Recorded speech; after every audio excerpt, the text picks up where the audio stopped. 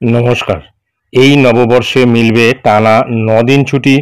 দেখে নিন নবান্নের ভ্যাকেশন লিস্ট। সাম্প্রতিক প্রকাশিত এই প্রতিবেদনটি আমরা বিস্তারিত জেনে নেব। এবার পশ্চিমবঙ্গের সরকারি কর্মীরা একদিন অথবা দুদিন নয়, টানা ৯ দিন ছুটি নিতে পারবেন। হাত খুলে সেই সুযোগ দিচ্ছে সরকারও। বাংলা নববর্ষ থেকে শুরু করে একের পর এক উৎসব রয়েছে এই সময়, আর এই গোটা মাস জুড়ে রয়েছে একাধিক ছুটির দিন, যার ফলে স্কুল, কলেজ, ব্যাংক এবং অফিসও ছুটি থাকবে।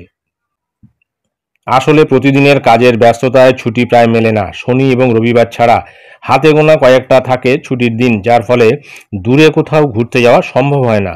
তবে এবার সরকারি কর্মীরা একদিন অথবা দুদিন নয়, টানা ৯ দিন ছুটি নিতে পারবেন। হাত খুলে সেই সুযোগও দিচ্ছে সরকারও।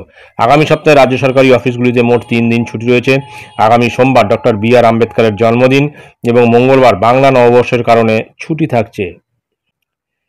এ সপ্তাহেই শুক্রবার গুড ফ্রাইডে উপলক্ষে ছুটি থাকছে। মাঝে শুধু বাকি থাকছে বুধ এবং বৃহস্পতিবার। আর ওই দুদিন ছুটি নিলে সোম থেকে শনি রবি মিলিয়ে মোট ৯ দিন টানা ছুটি পেতে পারে সরকারি কর্মীরা। কিন্তু সরকারি কর্মীদের ছুটির নিয়ম অনুযায়ী টানা ৬ দিনের বেশি ছুটি হয়ে গেলে ক্যাজুয়াল লিভ অথবা সিএল নেওয়া যায় না।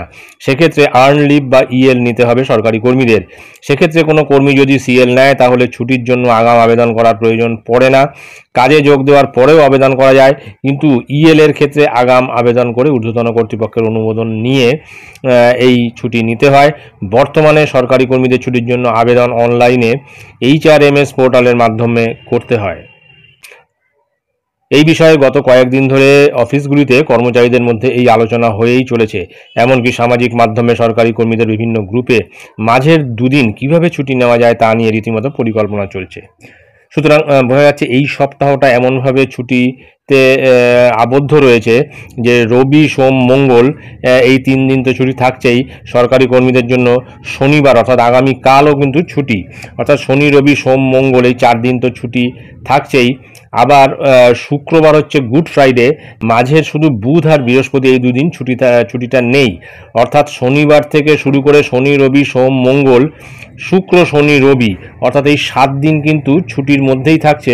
মাঝখানে শুধু বুধ আর বৃহস্পতি এই দুটো দিন কিন্তু তারা যদি এই কোনো রকমের একটা ছুটি নিয়ে নিতে পারে তাহলে কিন্তু টানা ৯ দিনের একটা ছুটি থাকছে।